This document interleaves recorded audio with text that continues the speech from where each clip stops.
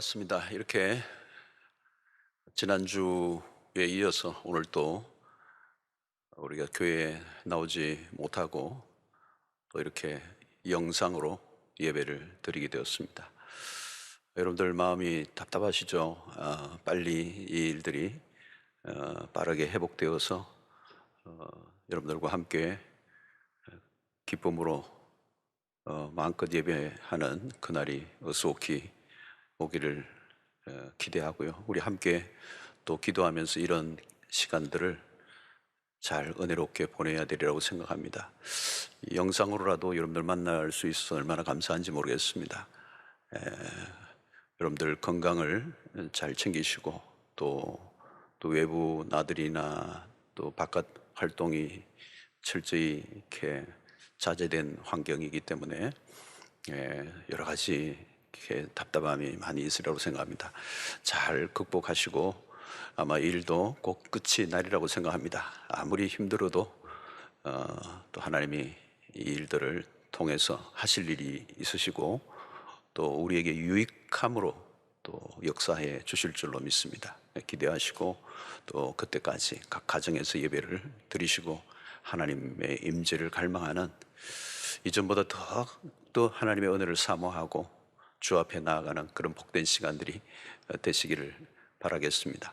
특별히 두려워할 수 있지만 너무 두려움이 통제되지 않는 상태까지 가면 불안하고 위험한 것이거든요. 그 두려움이 있지만 믿음으로 잘 그 두려움을 극복하고 통제해서 하나님의 그 샬롬을 누리는 여러분들이 되시기를 바라겠습니다. 구시기도회도 공동체 기도회도 여러분들이 많이들 참여해 주셔서 또 함께 또 짧은 시간이지만 만나서 기도하고 또 이렇게 성도의 교제를 나눌 수 있게 된 것 너무 감사하고요. 계속해서 여러분들이 있는 자리에서 열심으로 기도해 주시기를 바랍니다. 자, 오늘은 이 본문 마가복음의 말씀을 계속 이어서 여러분들과 함께 나누도록 하겠습니다.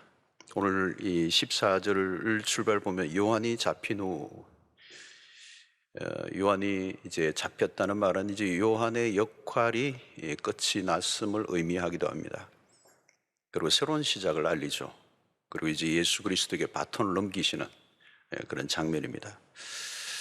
그렇다고 해서 요한의 이야기가 끝난 것은 아닙니다. 6장으로 넘어가면 이제 요한의 이야기가 또 구체적으로 또 한 번 더 언급이 됩니다. 그러나 오늘 이 본문에서부터 본격적으로 그리스도의 사역이 시작되는 지점이죠. 오늘 여기 보면 요한이 잡힌 후 예수께서 갈릴리에 오셔서 하나님의 나라를 전파했다. 하나님의 나라의 복음을 전파했다는 것입니다. 이 갈릴리로 예수님의 활동의 장소가 언급이 되고요. 여기서 우리가 주목해야 될 것은 하나님의 복음을 전파하셨다. 하나님의 복음이라는 단어가 나옵니다. 왜 하나님의 복음인가 하는 것입니다. 이것은 마가가 어떤 의도를 가지고 전한 것이죠. 당시 사람들이 생각하는 정치적인 복음과 구별하기 위해서 마가가 이 단어를 가지고 왔습니다. 예수님이 오셨을 때 유대의 그 시대적 상황을 보면 오늘 한국이 처한 이 상황보다 더 복잡하고 또 매우 민감했던 시대입니다. 로마의 지배하에서 나라를 빼앗긴 그 미래가 불투명한 그래서 백성들은 정치적 경제적으로 매우 힘들었던 때였습니다. 그들은 당연히 정치적인 메시아 그리고 경제적인 메시아를 갈망했습니다. 그러나 마가는 분명하게 입장을 걷죠. 영적인 통치를 의미하는 그리고 영적인 메시아 정치적인 통치를 의미하지 않는다는 것을 분명히 밝히고 있는 것이죠.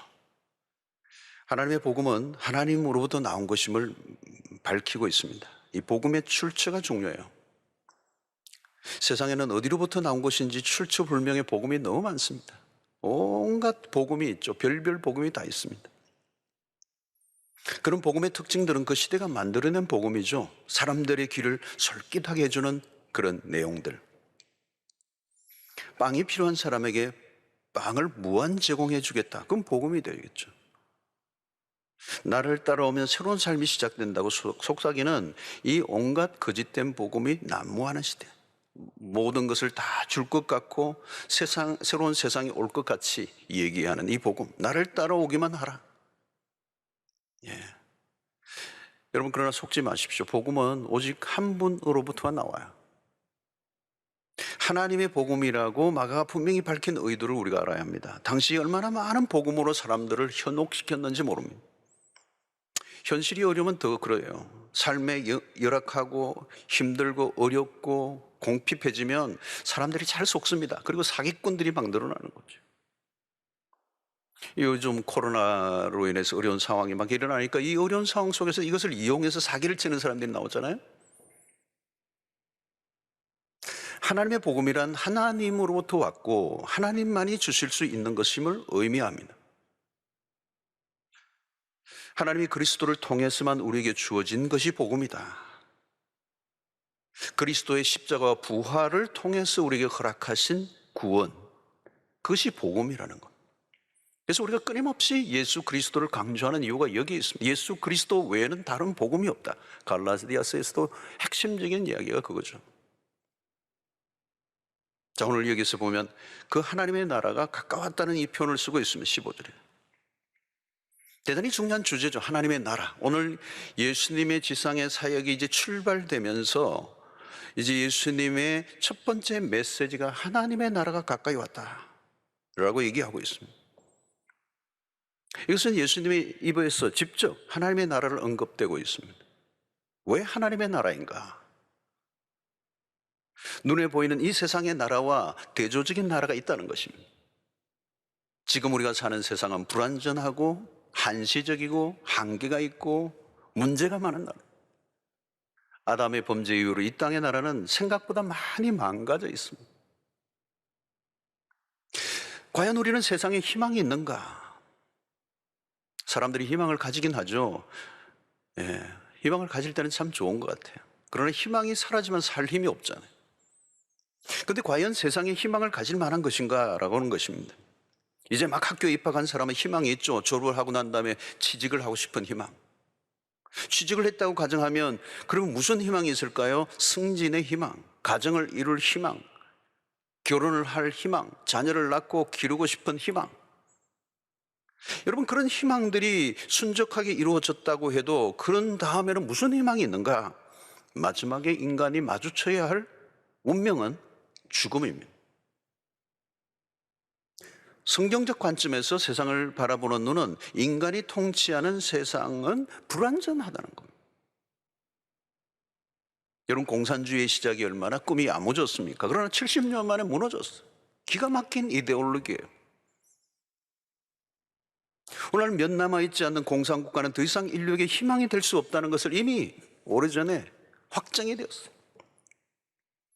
자본주의는 어떤가요? 여전히 모순과 문제를 안고 있습니다. 빈부의 격차의 문제를 해결하기는 역부족이에요. 세상을 구원해낼 것 같은 세상의 사상과 이념들이 아직도 우리에게 이 땅에 가득하죠. 그러나 여러분, 지구상은 여전히 전쟁의 위협이 존재합니다. 군비를 축적하고 핵무기 전쟁을 하고 있습니다. 지금도 곳곳에 테러들이 일어나고 있습니다. 천재의 지변은 어떻습니까? 지진과 쓰나미와 태풍과 온갖, 요즘 그것 더 많이 일어나는 것 같아요. 요즘 질병들도 마찬가지입니다. 우리가 직접 경험하고 있는 겁니다. 에볼라로부터 사스로, 메르스로, 코로나로, 조류독감으로, 광우병으로 각종 정열병들이 돌고 돌아요. 아마 이 지금 코로나도 이걸로 끝나지 않을 거란 말이죠. 오늘날 산업 폐기물들, 우리가 만들어낸 유해한 쓰레기들로 인한 이 폐해들이 얼마나 많습니까? 갈수록 환경 오염이 급속하게 늘어가고 이 오염의 모든 그 부산물들을 인간이 다 경험하게 되고 이것이 질병으로 가게 되고, 여러분, 병성에 누워있는 환자는 퇴원의 날을 기다리죠. 나을 수도 있고 낫지 않을 수도 있습니다. 나아서 퇴원을 했지만 영생을 보장받는 사람은 없습니다. 언젠가는 또 다른 병이 찾아오죠. 치유의 과정은 길고 회복의 이후의 삶은 짧습니다. 기대한 것이 이루어지는 듯 하다가 결국은 반전에 좋지 않은 반전이 겹쳐지는 것이 우리의 삶이라는 거예요. 우리가 바라보는 성경적 관점은 인간으로부터 나온 것은 우리를 구원해낼 수 없다는 결론입니다. 여러분, 세상에는 메시아가 없어요. 메시아를 자처하는 사람들은 종종 나오지만 주로 이단들이죠, 이단들. 세상의 모습은 죄와 사탄의 활동이 득세하고 있습니다. 세상 안으로 들어가면 악이 창궐합니다. 얼마나 악이 성행하는지 온갖 추악한 일들이 벌어지고 있습니다. 인간의 탐욕이 만들어 놓은 세상이 얼마나 살벌한지, 얼마나 파괴적인지. 죄가 세상 속에서 사탄과 함께 활동하고 있는 한 우리에게는 행복이 없습니다. 세상은 이미 많이 망가져 있습니다. 인류가 앞으로 진보해 가는 것 같지만 그렇지 않아요. 세상은 여전히 죄 아래 있고 저주 아래 있습니다. 한 개인의 삶을 들여다보아도 행복은 짧고 고통은 길어요.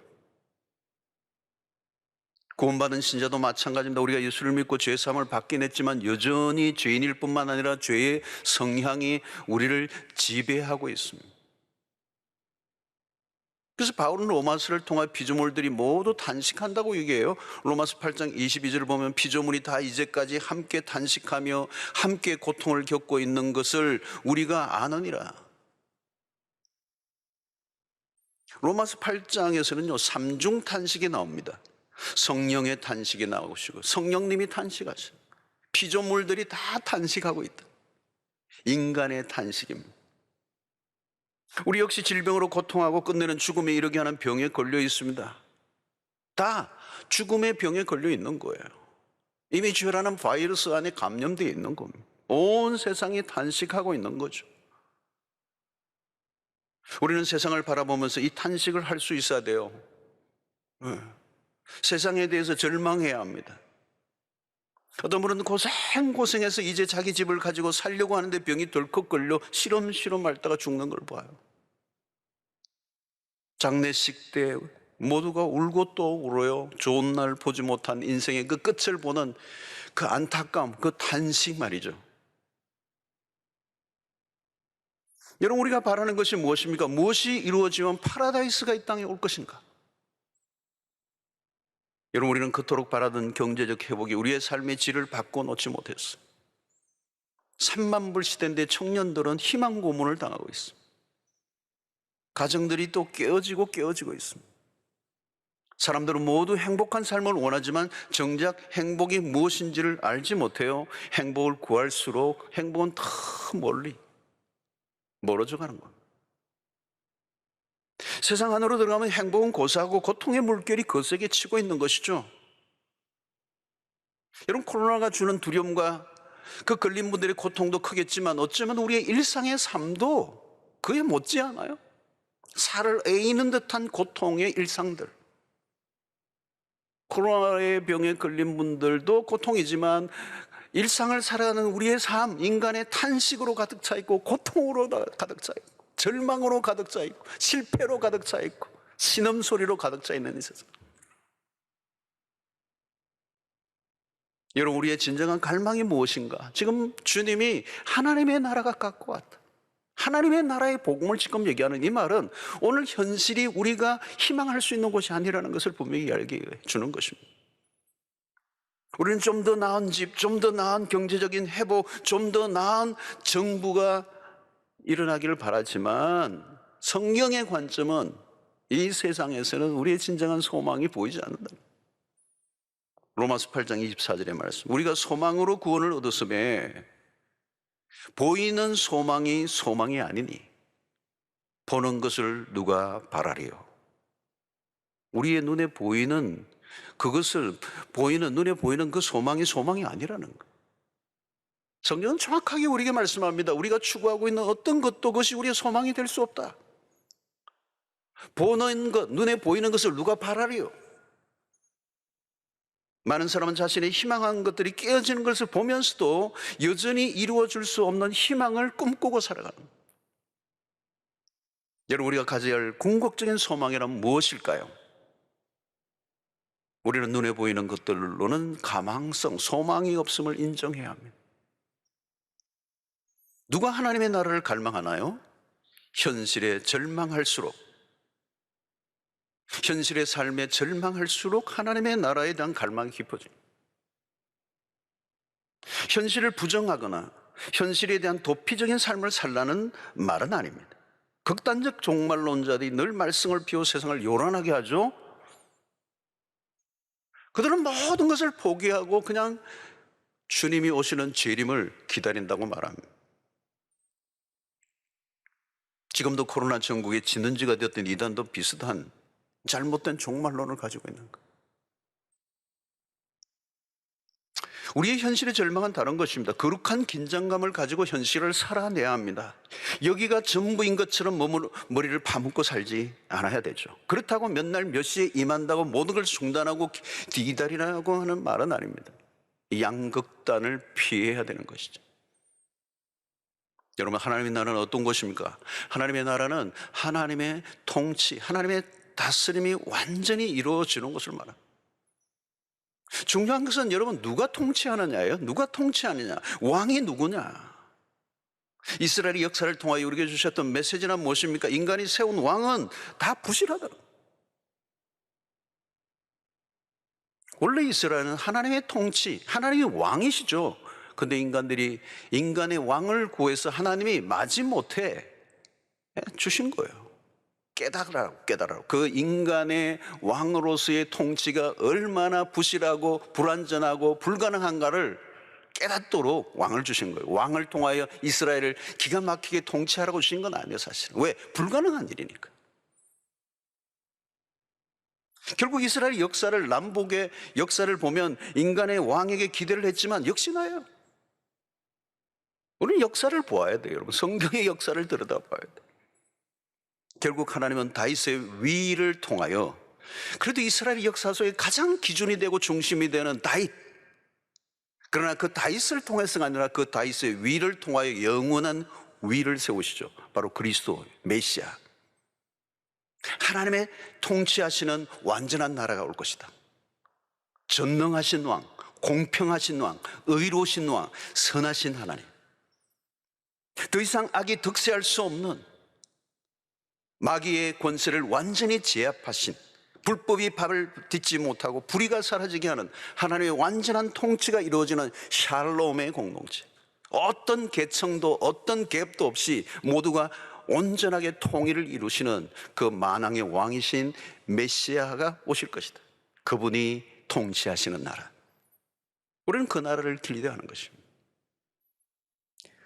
여러분, 요한계시록 21장 1절로 보면, 또 내가 새 하늘과 새 땅을 보니 처음 하늘과 처음 땅이 없어졌고 바다도 다시 있지 않더라.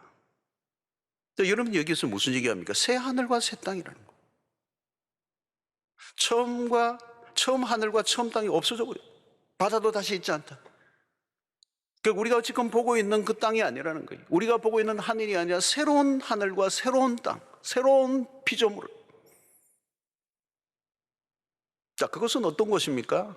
21장 4절을 보면, 모든 눈물을 그 눈에서 닦아주시니 다시는 사망이 없고 애통하는 것이나 곡하는 것이나 아픈 것이 다시 있지 아니하리니 처음 것들이 다 지나갔음이라라. 요한계시록을 보면 바로 이 말씀이 우리에게 주는 소망이에요. 이게 우리의 소망이에요. 진정한 소망, 새 하늘과 새 땅의 소망. 모든 눈물을 눈에서 닦아주시고 다시는 사망이 없고 애통하고 곡하는 것이 있지 아니하는 기쁨의 나라, 완전한 나라, 우리 하나님이 우리의 왕이 되시는, 우리의 아버지가 되시는 그 나라를 우리가 기대하는 거예요. 그럼 여기 얼마나 기가 막혀. 이 땅은 눈물이에요, 애통이에요, 곡함이 있습니다. 어디에 샬롬이 있습니까, 여러분? 오늘 주님이 우리에게 말씀한 하나님의 나라가 가까웠다. 예수 그리스도가 오심으로 하나님의 나라가 구체적으로 가시화되었다는 겁니다. 예수님의 공생에는 이미 하나님의 나라가 이루어지고 있음을 알려줍니다. 그러나 완성된 하나님의 나라는 아니죠. 언젠가 완성될 것입니다. 그 날은 언제죠? 그리스도가 이 땅에 다시 오실 때. 그때가 언제인지는 우리는 아무도 모릅니다. 혹자는 2000년이 지난 지금도 아직 이루어지지 않았다면 언제인가? 가까웠다는 말은 무엇일까요? 여러분, 그리스도가 오시기 이전과 이후는 달라요. 오늘 유대인들은 아직도 오실 메시아를 기다리고 있습니다. 그러나 우리는 이미 오셨어요. 이런 유대인들이 메시아를 기다리는 것과 오늘 우리가 기다리는 것은 시간에 완전히 다른 차이가 있습니다. 유대인들은 아직 오지 않은 메시아, 초림 예수를 기다리고 있는 거죠. 그게 깜깜한 것입니다. 이미 오신 메시아를 그들은 알지 못하는 거죠. 그러나 오늘 우리는 이미 오신 그리스도, 이미 하나님의 나라가 구체적으로 시작되었어요. already. 그리고 그 주님이 부활 후 승천하시고 다시 오시겠다고 약속하셨습니다. 이제 1막이 끝나고 2막의 커튼이 열려집니다. 그때는 인류가 마지막이에요. 언약에 하나님의 우리에게 주신 언약이 이제 마지막 하나 남아있는 것이죠. 그 주님이 다시 오시는 그날. 그러므로 그리스도인에게 진정한 소망은 무엇입니까? 하나님의 나라입니다. 그 나라가 다가오고 있음을 믿습니다. 세상에서는 절망하고 때로는 고통하지만 이것이 끝이 아님을 우리가 믿습니다. 이 세상으로만 끝이라면 이 생은 비극이에요. 주님은 우리에게 하나님의 나라를 선포합니다. 그 당시 유대의 백성들에게도 마찬가지입니다. 그들의 삶이 참으로 처절하고 힘들고 절망하는 그 고통의 극점에 있는 그 유대 백성들을 향하여 하나님의 나라가 가까웠다. 자, 그러면 그 하나님의 나라가 가까웠기 때문에 우리가 무엇을 해내냐? 두 단어를 얘기해요. 하나는 회개하라, 그리고 복음을 믿어라. 두 단어, 회개와 믿음을 강조하고 있습니다. 믿음을 가진다면 회개해야 돼요. 회개 없는 믿음은 없어. 진정한 믿음은 회개를 동반한다는 거예요. 회개한다면 그것이 곧 믿음의 행위 안에 속하는 것입니다. 회개하고 복음을 믿어라. 오늘 14절과 15절 두 구절을 보면 놓치면 안 되는 단어가 나오죠. 하나님의 복음을 전파하고 회개하고 복음을 믿어라. 회개하고 복음이라는 단어가 나오고 있어요. 마가가 얘기하려고 하는 마가복음의 전체의 핵심이 이 복음, 그 복음을 받는 그 과정 속에 회개를 동반해야 된다. 가장 시급한 것이 회개다. 하나님의 나라가 임했기 때문에 이제 더 이상 미루지 말라는 거죠. 여기 가까웠다는 이 말이 카이로스잖아요. 카이로스. 하나님의 정하신 때를 말하는 거죠. 이제 그 만삭이 된 것처럼 이제 때가 되었어요. 예. 하나님의 나라는 그냥 가까웠다는 이 표현은 여러분 추상적인 게 아닙니다. 매우 긴박한 거예요. 가슴이 뛰게 하는 것입니다. 시계가 하나님의 나라라고 얘기하니까 2000년 전에 아무것도 일어나지 않는 것처럼 별로 움직이지 않고 모든 게 슬로우한 것처럼 여겨질지 모르지만 아니요. 가장 강력하고 왕성하게 지금도 하나님의 나라는 움직이고 있는 거예요. 주님은 때가 찼다고 말합니다. 카이로스, 그때 결정적인 시간이 이제 임한 거예요. 예수님이 오신 순간부터 하나님의 나라는 구체화되었습니다. 그리고 마가복음을 살펴보면서 우리는 하나님의 나라가 어떻게 시작되었는지, 어떻게 진행되는지를 볼 수가 있어요. 병자들이 낫고 눈먼 자가 눈을 뜨고 죽은 자가 살아나는 역사, 귀신이 쫓겨나는 이런 역사들은 바로 단순히 어떤 치유와 축사의 역사가 아니라 하나님의 나라가 시작됐다는 거예요. 불완전한 존재들이 완전하게 되고 악령에 시달린 자들이 자유함을 얻고 하나님의 나라가 이제 시작됐다는 것을 우리는 마가복음을 살펴보면서 계속 이제 아마 보게 될 거예요. 그 나라가 지금 임했어요. 근데 이 나라는 완성된 나라가 아니기 때문에 완성될 그 날을 우리는 기다리고 있다는 거예요. 그날은 내일 올 수도 있어요. 그러나 그 시간은 아무도 알 수 없습니다. 그러므로 지금 우리가 어떻게 해야 돼요? 회개하고 복음을 믿으라. 그런데 여기 보십시오. 회개가 먼저예요. 회개하고 복음을 믿으라. 여기 회개는 그냥 단순히 내 생활의 어떤 죄를 깨닫고 그걸 얘기하는 게 아니라 거대한 터닝을 말하는 거예요. 삶의 방향이 완전히 바뀌는, 세상을 향하여 있던 우리의 삶의 태도가 완전히 그리스도에게로 돌이키는, 터닝하는, 턴백하는 죄에 대한 명확한 깨달음과 함께 돌이킴이 있어야 된다는 거예요. 터닝을 해야 되는데, 턴.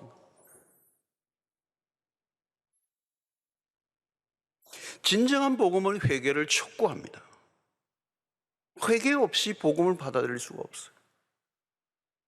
그러니까 복음을 받아들이고 회심의 과정 속에 이 죄에 대한 각성이 너무도 중요해요. 죄를 제대로 인식하고 자신이 죄인임을 깨달아야 합니다.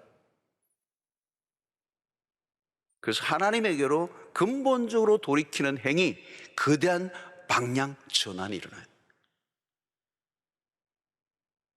오늘날 회개가 약하게 강조되거나 회개가 없는 복음을 얘기할 때가 많습니다. 그건 진정한 복음이 아니에요. 그냥 교회만 왔다 갔다 한다고 되는 게 아니에요. 여기서 특별히 회개가 중요합니다. 회개하고 복음을 믿어라. 세례 요한의 설교도 똑같죠. 회개하고 죄 사함을 받아라. 그리고 세례를 받아라 그랬어요. 그런데 예수님의 말씀은 한 단계 더 나가서 복음을 믿어라. 회개만으로 안 되죠. 복음을 믿어야 돼요. 죄를 깨닫는 단계만 가면, 그 죄를 깨닫기만 하면 어때요? 죄를 깨닫는 것도 힘들지만 죄를 깨닫기만 하면 어때요? 그건 절망의 상태입니다. 어디로 가야 되는 거죠? 그리스도가 없는 곳에서 죄를 다루면 큰일 납니다. 당시 바리새인들이 그렇죠. 율법에 사로잡힌 것들은 율법주의에 빠져서 죄에 대한 문제를 다루긴 했지만 복음이 없어요. 복음이 없기 때문에 어떻게 해요? 죄를 얘기하기는 하지만 죄를 포장하기 하는 게 더 다른 거예요. 복음이 없으면 회개할 수 없어요. 복음이 없으면 회개는 의미가 없어요. 복음이 있어야 죄가 드러나도 사는 역사가 일어나는 것입니다. 사랑하는 성도 여러분, 현실의 삶이 어렵기 때문에 사람들은 먼저 소망을 원합니다. 희망을 얘기해달라고 얘기합니다. 요즘도 참 그렇지 않아요, 여러분? 우리가 얼마나 많이 힘듭니까? 우리는 빨리 이 어려운 현실에서 빠져나가기를 원합니다. 빨리 좀 빠져나가게 해주십시오. 그러면 분명한 것은 우리가 하나님과의 바른 관계가 중요한 거죠. 무엇보다 우리의 삶의 문제가 꼬인 것은 한 가지로부터 출발합니다. 다름 아닌 하나님과의 관계예요. 죄는 하나님과의 관계를 깨뜨렸습니다. 가장 먼저 하나님으로부터 용서를 받아야 합니다. 이것보다 더 시급한 것은 없죠. 그래서 회개하고 복음을 믿어라. 우리는 항상 급한 일로 쫓기는 삶을 삽니다. 당장 해결이 안 되면 죽을 것 같이 행동할 때가 있습니다. 그러나 그 어떤 것보다 가장 시급한 것은 회개의 삶이라는 것입니다. 자신의 죄를 고백하고 용서를 받아 하나님과 바른 관계로 돌아서면 하나님의 놀라운 은혜를 우리에게 허락해 주실 줄로 믿습니다. 요즘도 우리가 많이 하는 게 뭐예요? 바깥에 갔다 오면 모두가 하는 일이 손 씻으라, 손 씻으라. 막 그냥 모두가 이제 손을 깨끗이 씻어야 됩니다. 저는 요즘 그 모습을 보면서 우리의 죄에 대해서도 이런 태도를 가지면 얼마나 좋을까. 우리가 다른 감염을 막기 위해서 마스크를 쓰지만 우리의 눈으로, 우리의 귀로, 우리의 생각으로 침투해 들어오는 이 죄는 우리는 어떻게 디펜스를 했는가? 어떻게 그렇게 민감하게 내가 그 모든 바이러스를, 죄의 바이러스를, 나쁜 생각들을, 좋지 않은 것을 보지 않고 듣지 않고 생각하지 않기 위해서 얼마나 내가 애를 썼는가? 그런 영적인 마스크는 쓰고 있는가? 단순히 그 바이러스만 들어오지 않으면, 그게 감염되지 않으면 그게 사는 게 아니죠, 여러분. 손을 뽀득뽀득 씻을 때마다, 설거지를 할 때마다 우리가 이렇게 회개하는가? 회개하고 복음을 믿어라. 복음에는 예수를 믿고 구원을 얻는 것입니다. 복음을 믿는다는 것은 뭔가요? 복음을 믿으라는 이 말은 인간적인 노력을 포기하라는 것입니다. 구원에 이르는 인간으로서의 방법이 없다는 것을 말하는 거예요. 오직 하나님께서 우리에게 열어놓으신 구원의 그 길 외에는 다른 길이 없기 때문에 복음을 믿으라. 하나님이 우리를 위하여 행하여 놓으신 그 구원의 방법을 받아들이라는 거예요. 그래서 믿음의 대상은 오직 예수 그리스도이시다. 무엇을 믿을 것인가? 온갖 것을 다 믿고 살아가는 사람들에게 예수를 믿어야 산다고 외쳐라는 거예요. 주 예수를 믿어라. 그리하면 너와 내 집이 구원을 얻으리라. 오직 하나님의 아들 그리스도를 통해서만 구원이 주어짐을 받아들이는 게 믿음이라는 것입니다. 사랑하는 성도 여러분, 그리스도 안에서 죽음은 저주가 아닙니다. 부활의 생명을 얻는 거예요. 부활 이전에는 죽음은 완전히 실패고 패배였습니다. 그러나 그리스도의 부활로 인해 죽음은 사망에서 생명으로 이어지는 축복이 되는 것입니다. 사랑하는 성도 여러분, 지금은 어느 때입니까? 지금은 그 하나님의 나라를 기다려야 될 때요. 다시 오실 그리스도를 기다린다는 것이 우리의 신앙의 핵심입니다. 재림은 막연한 일이 아닙니다. 곧 오신다는 긴박성을 가져야 돼요. 긴박성을 가져야 돼요. 우리의 모든 행동의 기준이 종말론적인 신앙과 연결되어져 있어야 합니다. 주님이 오신다면 우리는 어떻게 할 것인가? 여러분, 우리의 삶의 무게중심은 곧 다가올 하나님의 나라에 두어야 합니다. 행동의 주체가 우리에 의해서 결정되는 것이 아니에요. 하나님 중심입니다. 우리의 계획이 무엇인가, 그런 것도 중요하지만 하나님의 계획 안에서 우리의 계획이 들어가 있는 것. 우리의 계획이 아무리 기가 막혀도 우리의 계획대로 세상이 돌아가지 않아요. 하나님의 계획 안에 우리 모든 것 들어가. 하나님의 나라라고 하는 타임테이블에 의해서 모든 게 지금 움직이고 있는 겁니다. 타임테이블은 우리의 손에 있는 게 아니라 하나님의 손에 있습니다. 하나님의 영원하신 계획 안에 우리의 운명이 들어가 있어요. 우리가 대단한 것을 세워 열심히 하려고 하지만 하나님의 시계가 멈추면 상황 종료입니다. 그럼 우리의 삶의 태도가 종료하죠.